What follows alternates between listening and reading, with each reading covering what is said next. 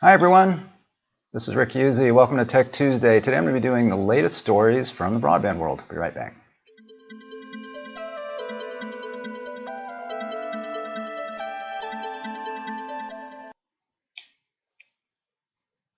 Hey there, thanks for joining me. This is Rick Uzzi from Zcorum, and today I'm going to be, as I said, covering some broadband news. This will be specifically for broadband service providers that I've kind of curated here. So let's see what's going on.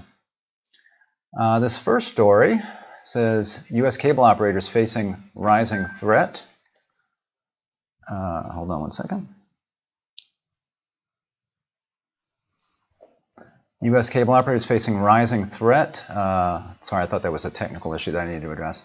Most U.S. cable operators can expect to see competitive overlaps with fiber to the home rivals that ramp up by 2025 as several telcos push ahead with fiber expansions or upgrades of existing DSL or VDSL networks. So it says here, Cable One should see the biggest surge in competitive fiber overlaps in the coming years, going from about 10% overlap today to about 36% by 2025. Comcast, Charter Communications, and Altus USA are also expected to face increased competition from fiber providers. So this is obviously, there's a few reasons for this. One is that a lot of these operators are going to be upgrading their plants. They're already maybe doing VDSL or DSL, but they're upgrading to fiber, and also some expanding into some areas where maybe they were not in before. So this is something that cable operators need to be looking for as far as increased competition. And you can see here that they seem to be mostly covering the larger operators. So there's a question as to whether this would impact smaller regional independents, very local providers, cable operators. You got Comcast, Charter, Altus, and Cable One, and it's showing, some of this has to do with how much overlap there is in their service areas. It says a reasonable argument could be made that the telcos are more likely to upgrade higher density markets, resulting in disproportionately more fiber being built, say Comcast footprint than Cable One's. On the other hand, one could argue that the telcos have largely already built to the most attractive markets. So that would be, I would think that would be pretty much true, in that a lot of these telcos, cable companies, but telcos specifically, have built in these markets where they're already dense. Maybe they already have fiber there, they've already rolled that out, so it remains to be seen how much they'll be deploying in these other areas and how quickly. We also don't know how much fiber will be built by companies not included in our analysis. So there's lots of smaller independent telephone companies that could be participating in this, and really some cable companies. As cable companies go into some greenfield areas or do some overbuilds, they are quite often doing fiber now rather than doing DOCSIS, because they're doing fiber deep in their plant already, so they might as well just go all the way to the curb. So we're seeing that all the way, I should even say, to the house. Moffett currently expects U.S. telcos to deploy fiber to 69.95 million homes passed by 2025, or 49% of total passings. That compares to 37.80 million, or 29% of all passings in 2020. So they're definitely increasing there. And again, with the increased broadband funds that are being allocated for things like RDOF, you'll see more fiber being built. And in addition, the Biden administration has signaled that they really are, what they're terming as future-proof, that they're going to be putting an emphasis on fiber as well. They haven't discounted other technologies, but obviously they want this to be, they want fiber because of the high speeds that you can get both up and down and symmetrical. Cable is still dominant, though, still dominant in Q1. In the meantime, cable operators continue to gain broadband market share, though not at the pace they saw last year during the early phases of the pandemic. And you could expect that, in that the pandemic prompted a lot of people to get a wireline broadband connection when maybe they didn't have one before, being stuck at home and having to do Zoom calls, kids learning at school, that kind of thing. According to Moffett's analysis, U.S. cable operators added 1.03 million net broadband subs in Q1, slowed from 1.24 million in the year-ago quarter. U.S. telcos added a collective of 78,000 net broadband subs. You can see the difference there, telco versus cable, in the first quarter versus a loss of 24,000 a year earlier. So telcos did better. They didn't lose this time. Obviously, just over 1 million compared to 78,000, a big difference. Satellite broadband lost 31,000 in the period compared to a gain of 13,000 in the year-ago period. That should be interesting to watch with Starlink to see how satellite does. I could see why people that had satellite the old satellite geostationary would be dropping that service if there were other options.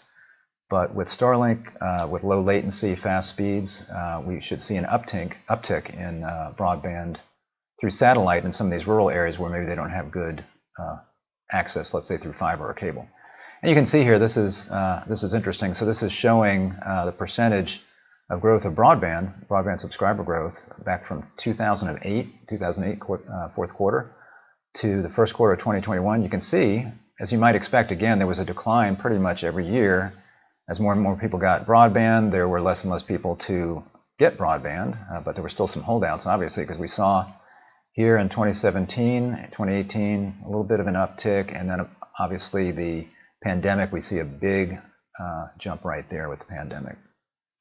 So that's interesting as far as that goes, but here we've got Verizon saying that's, of course, fiber being a competitor to cable, and then we have Verizon coming out saying they're going to be a competitor to fiber operators. They're a fiber operator as well, but fiber operators and cable companies with 5G.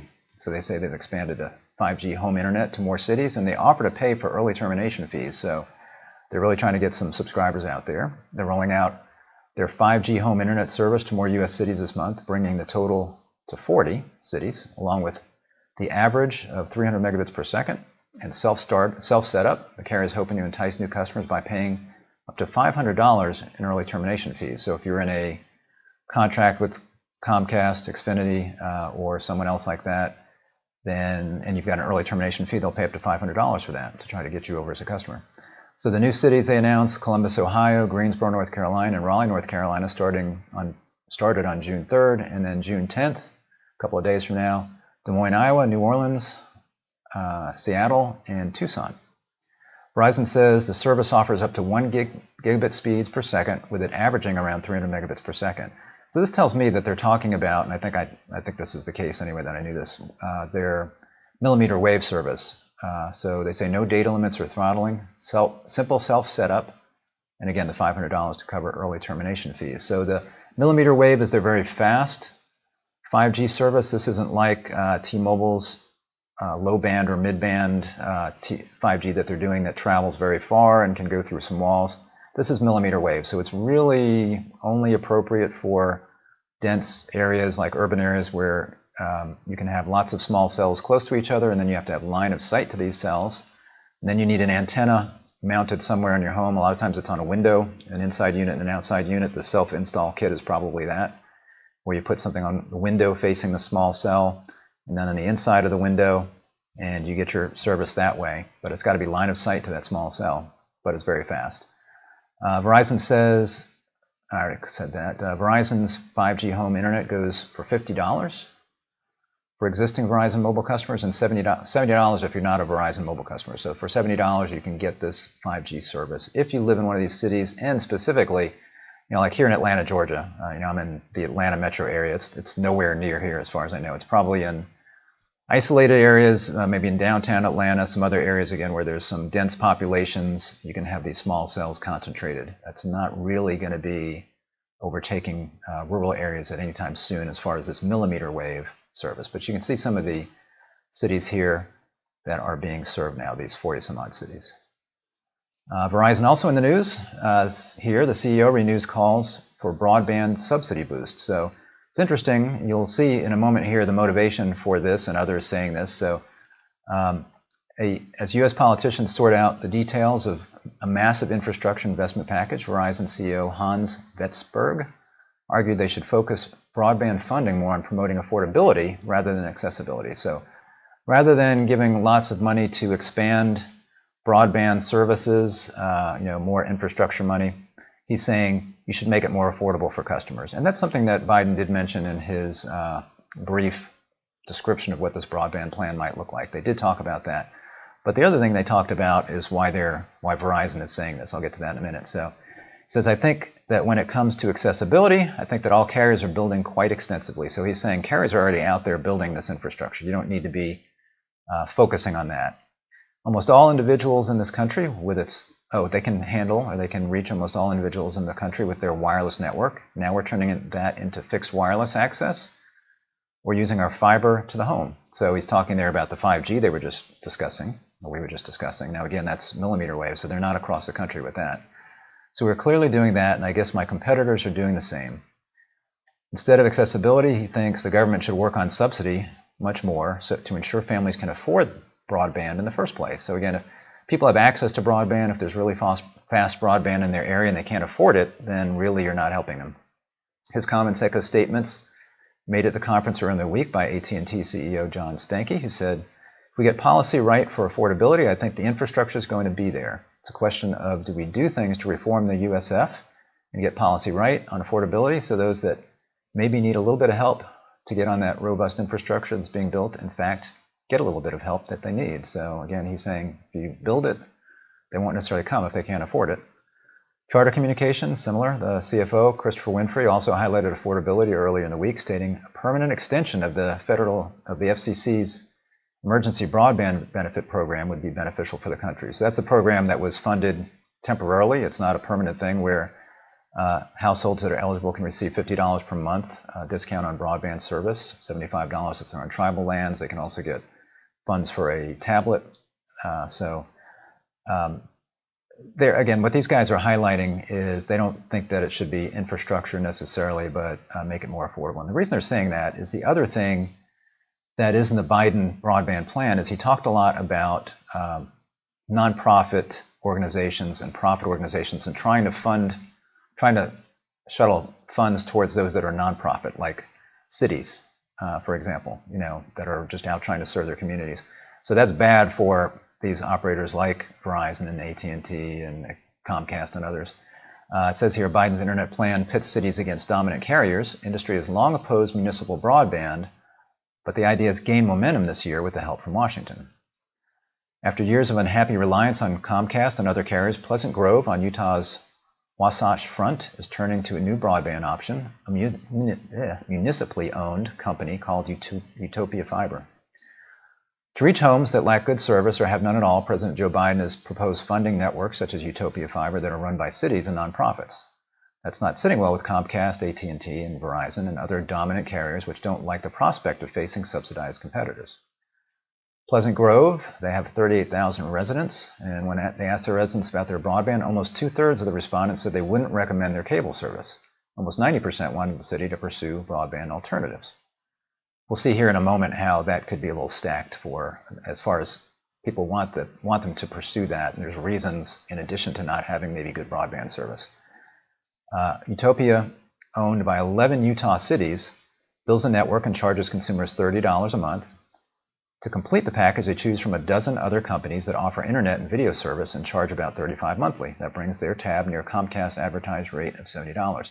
So this is talking about an open access network. This is where a city, or in this case, a combination of cities, build the fiber network. So they build the infrastructure, kind of the core fiber network, and then sometimes they'll actually even run the fiber right to the customer's home.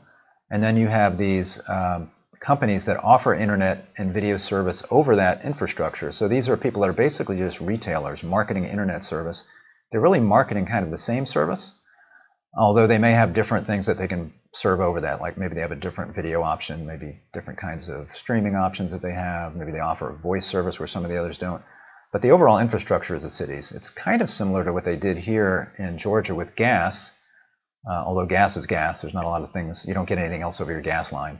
But a long time ago, they deregulated gas where Atlanta Gas Company went away. Actually, they didn't go away. They provide the infrastructure, meaning all the gas lines that goes to everybody's homes. But then we have marketers that then simply market the service. They sell it, they market it, they sell it, they provide customer service and billing and nothing else. So that's who you pay, and then some amount of that goes back to Atlanta Gas, and this would be similar here, just an open access network for broadband. Biden says he wants to reduce prices and ensure that every household in the U.S. gets broadband, including the 35% of rural dwellers the administration says don't have access to fast service. Municipalities I would not call rural. Even these small cities are not rural. What you tend to see when you look at broadband maps and who has broadband is the rural areas, such as outside the cities. They are covered by EMCs basically. So if you're going to get broadband to those types of subscribers, the EMCs would be the best way to go. municipalities, they just have their defined area. And in general, in the municipality areas, they have pretty good broadband. Even if it's just one competitor, they tend to have decent broadband. Although these customers that had Comcast were obviously complaining there. Almost 20 states have laws that restrict community broadband. You can see those here, the ones in red restrict it. The ones with the lines, it's the states with less than 85% of the population has access to broadband. Less than 85% of the population. In Georgia, they're saying that's the case, and that would be, again, in Georgia, if you look at the map of Georgia and broadbands, I live here, I know this, again, these tend to be these areas that are, very rural, lots of farm area, one customer per mile or less. So that is the challenge that we have here. So there's definitely a spike in interest from cities in making their own broadband investments, says Angelina Pantieri, a legislative director for the National League of Cities. And that's absolutely true. You see this, if you look in the news, you see every day that there's different municipalities that are exploring this. Here's an example here. This is the Post-Journal. City gauging interest in municipally owned broadband network. City officials want to know if community residents want a municipally owned broadband network. This is, I think, Jamestown, New York. Yeah.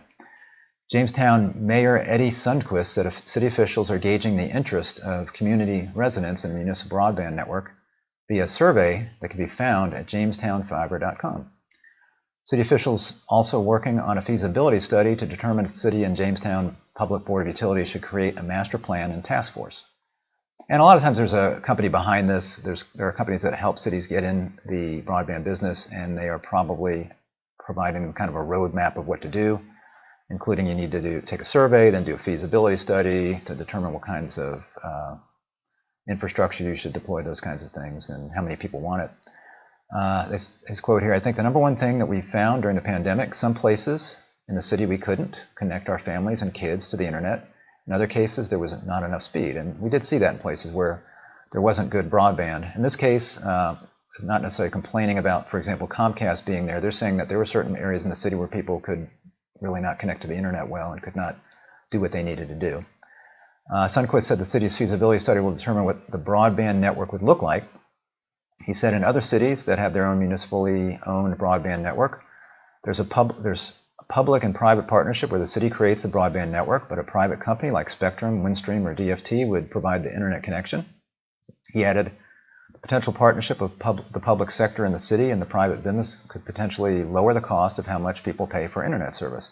Now he's talking here, there's a couple of ways to do that.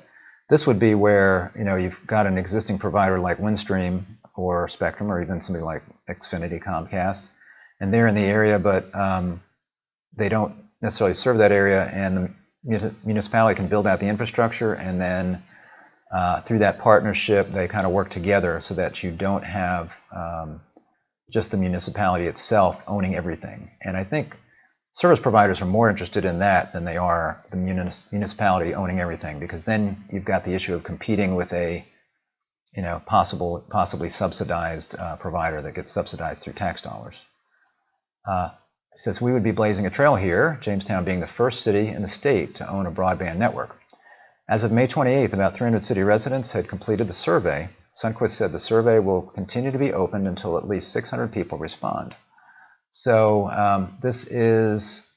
they actually have a website set up already. So this is jamestownfiber.com, and they explain a little bit about what they're going to be doing here, and they've got some information. They say taxes would not be increased to fund the network. So they are looking, looks like, for a public-private kind of thing where they're not going to burden the taxpayers. They say it's going to be self-sustaining and not dependent on any kind of subsidy. They say significantly increase the speed and reliability, lower the cost of internet access, and increase competition, giving residents and businesses multiple choices of new internet service providers, 4 to 5 new options. So that sounds open access also, actually, if they're going to have 4 to 5 options. So that would be, again, them building the infrastructure and having 4 or 5 or more retail internet service providers somehow riding on that infrastructure. And then here's their survey. You can click down here at the bottom. It's 8 simple questions, takes less than 3 minutes. So here's their survey. And you can see here that, again, it's kind of stacked in a way to make people answer, yes, we're interested in this. Are you answering the survey as a residential property owner or a commercial property owner? And they check that. What do you primarily use the internet for? those answers: work, school, entertainment, etc. On a scale of 1 to 5, how would you rate your current internet service provider for overall reliability, bandwidth speed, customer service, and cost? So this is really key. So if there's not a good provider in the area, people are going to obviously not answer very well. So it depends on what kind of service they get and where they are. What is your average internet connection speed? Again, similar here if they don't feel like they're getting a good speed. And they say, if you don't know, you can test your speed here. Now, people may be unhappy with their speed because it's their in-home Wi-Fi network and not their connection. It's hard to tell sometimes. Most of the complaints about speed, when you call into, I know our customer service group, we do tech support for lots of internet service providers, and the majority of calls, when we get a call like that, most often is the customer's Wi-Fi network. It's not actually their connection. So we try to help them with that. But here you've got somebody taking a speed test, and they may not be aware when they're connecting to that, maybe from their phone or the laptop that's connected via Wi-Fi. They may not realize that their speed issue is related to their home Wi-Fi. How much do you pay monthly for your internet service? So if it seems too expensive, how important is internet? Is the ISP cost to you? How important is the speed to you? How important is the choice in internet providers and internet plans? Do you want more than just one person? Do you like choices? I think most people would probably say that's important. It's nice to have a choice. And then here's the one. The city of Jamestown is considering building a fiber optic broadband network throughout the city that would be open to any and all private sector service providers for internet access, voice, television, smart home, and other services. So again, that's describing an open access network. Would you support city-owned fiber network infrastructure if it facilitated more internet choice in a competitive environment, faster internet speeds, and lower prices? Well, who's going to say no to that? If you can get more choice, faster speeds, and lower prices. So I think almost everybody is going to say yes to that. So the end result of this survey will be, yes, we have 90-something% of the people that would like us to do this municipal network. And if they just stuck to that one answer, they could make a case for that. And then they have to enter their address here. So, and again, you're seeing this all the time. Every time I look at my news stories that come in every day, I'm seeing other cities that are looking at doing this. So it's definitely, there's been an uptick, and it's a very popular thing to look into right now. Here's something that is also starting to get some traction. That would be premium game options. Gain steam with cable operators. RCN, Grande Communications, Wave Broadband, and InTouch, and I believe they're all connected. I think it mentions here in the story. They've opened up a new broadband revenue stream with the recent launch of a premium option for online gamers that's based on a Wi-Fi 6 powered router from Netgear. Centered on Netgear's Nighthawk Pro Gaming router, it's a Wi-Fi 6 router, costs an additional $12.95 per month, and it's paired with an app designed to optimize ping times and prioritize in-home network bandwidth. It effectively applies a monthly lease price to a Netgear product that sells for about $300 retail. So for a little over $150 a month, not a month, I'm sorry, $150 at least in the first year, you get this $300 router, and you're paying that over time. So that's good recurring revenue for them if they keep that on an ongoing basis. And the reason this is important is a lot of gaming that people do is very, very reliant on low latency, because it's more important about how quickly you can shoot somebody. It's not so much about how much bandwidth you have, it's more important about the latency and how quickly things happen in the game. Let's see, according to the FAQ, the gaming optimized router from Netgear uses geofencing and geofiltering to reduce latency and lag by connecting to the closest servers, and uses a ping hit map to locate those servers.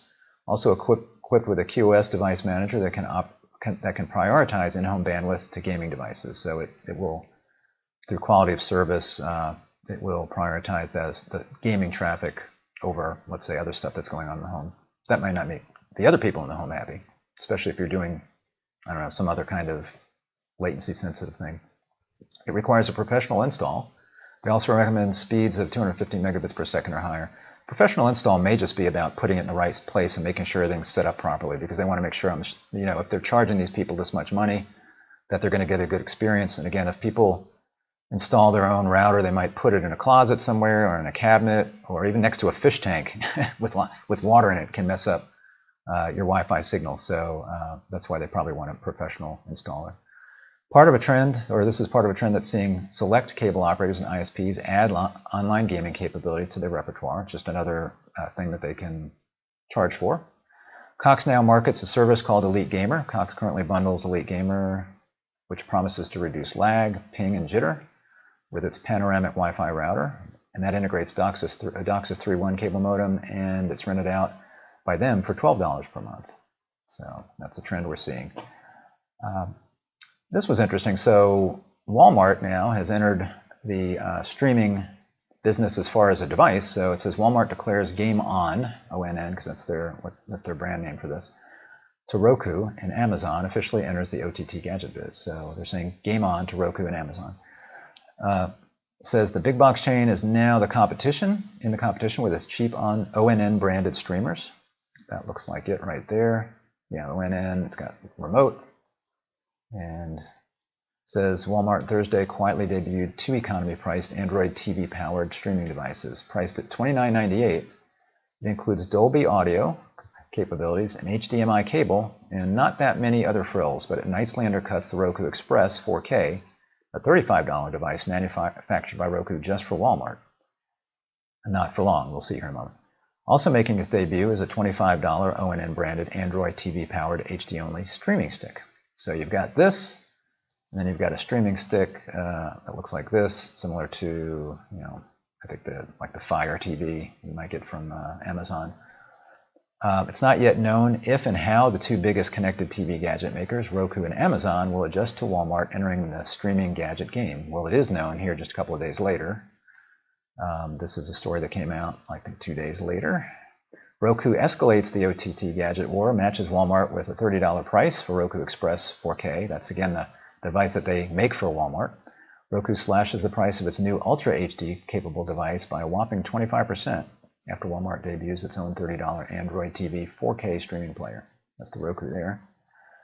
Roku introduced the low-price 4K streaming player only a month ago with a MSRP, or suggested retail price, of $40 basically.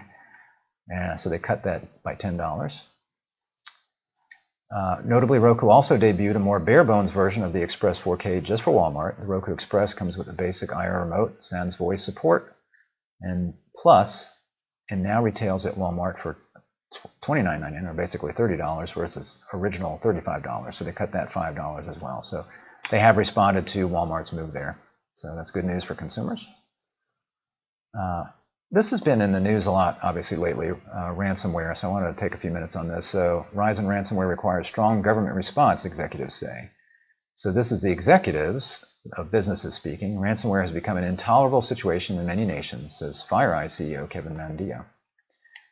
A rash of cybercrimes against companies and critical infrastructure requires a muscular response from the U.S. government, even as companies themselves must take steps to combat attacks, executives and cyber officials say. So, and there was, of course, the ransomware attack on Colonial Pipeline. If you were here in the Southeast, and probably other areas, but this serves the Southeast, and here in the Atlanta area, we had some serious supply issues with gas. I mean, you could drive around for days and not find gas. Thankfully, I spend a lot of my time at home these days and did not have to go out, but there were people that were struggling that could not find gas. And when you could find it, there were really long lines that you had to wait in. It reminded me back of the 70s when we had those issues.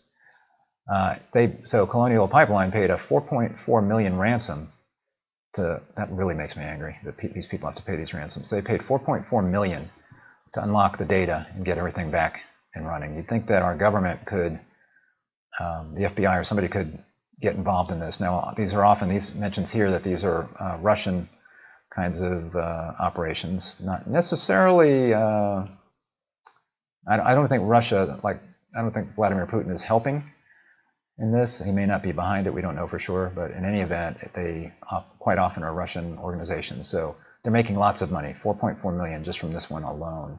So again, that's business leaders talking.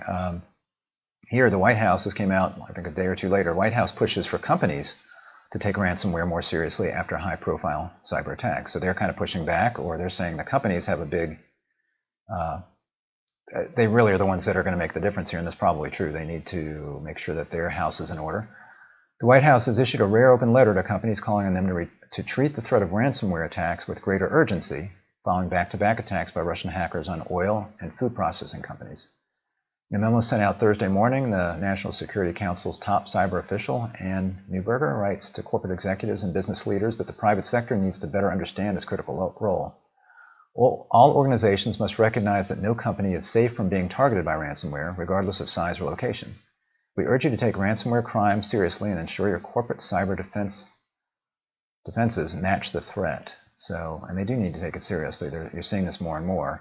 And you can see why. I mean, if somebody can do this, and it's even a high-profile attack, and they can get $3-4 million out of it, it's just going to get worse.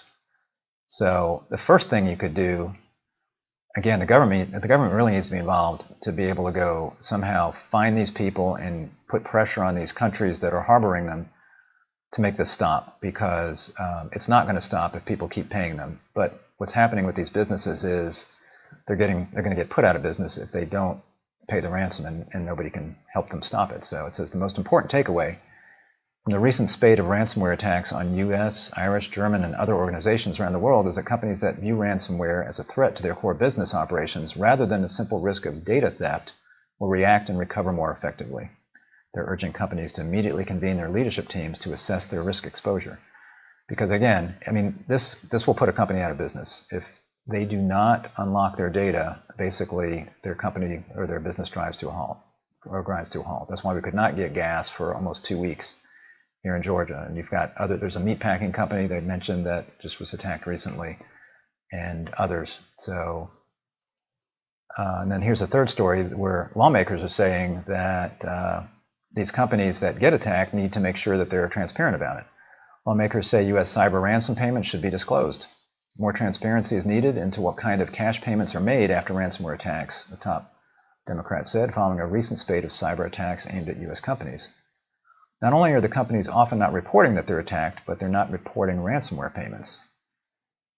I said in May, where the Colonial Pipeline was forced to shut down, they said they didn't know that for days after the cyber attack. So they really do need to disclose this, because obviously if you're paying $4 million and you're a public company, you need to disclose that. But I think that to make this issue go away, people are going to have to stop paying this money. Senator Angus King of Maine, an independent who caucuses with the Democrats and is also on the intelligence panel, said private companies should be subject to mandatory reporting of breach, but also receive liability protection. So in other words, you report the breach and then you receive protection, liability from maybe lawsuits, those kinds of things, if you report everything in a timely manner. Commerce Secretary Gina Raimondo stopped short of proposing that the U.S. government require businesses to secure their technology in specific ways. Instead, the Biden administration would urge companies to adopt higher standards and remain vigilant on cybersecurity, which is kind of what we were just reading there. And then finally, the cable industry is not immune. Cox Media Group hit by ransomware attack. This happened this story was 4 days ago. Live broadcast and internal systems are said to have been hit. Cox Media Group, which owns 57 TV and radio stations across 20 markets, appears to have been hit by a ransomware attack. It's said to have hit internal networks and was all the group's streaming capabilities. Live programming was also affected. It says this morning we were told to shut down everything and log out of our emails to ensure nothing spread, a Cox employee told the Record. According to my friends at affiliate stations, we shut things down in time to be safe and should be back up and running soon. I know they weren't back up and running a day or two later, so I'm not sure where they stand right now. The attack follows what was described as the biggest ever attack on an Australian media company earlier this year. In March, broadcaster 9 was forced to abandon its Sydney newsroom and revert to using whiteboards and moving production staff to other cities following a cyber attack. That's kind of funny that they were having to use whiteboards. So they were kind of taken back to the 1960s or 70s there by this. So this is a real issue. It's something that needs to be addressed, and it's going to impact more and more companies, more and more governments. It's just something that needs to be addressed. Again, I think the first thing we need to do is get involved in trying to prosecute some of these people. That will be something that would help stop it, and then that will also maybe, if we get involved and can get these things shut down quickly without having to pay the ransom, then that will have the biggest impact. Because when people are getting lots of money for doing things like this, they're going to keep doing it. It's like the kidnappings across along the coast of Somalia, those kinds of things. That if people pay the ransom, then you're not going to stop folks from trying to do this kind of stuff. So that's all for today. Thanks for joining me. Hope this was helpful. Give us a thumbs up on the video if you found this helpful, and make sure you subscribe to our channel. Click the little bell, and you'll be notified whenever we are live. I'll be live next week again, Tuesday at 3 o'clock. I'll see you then. Bye-bye.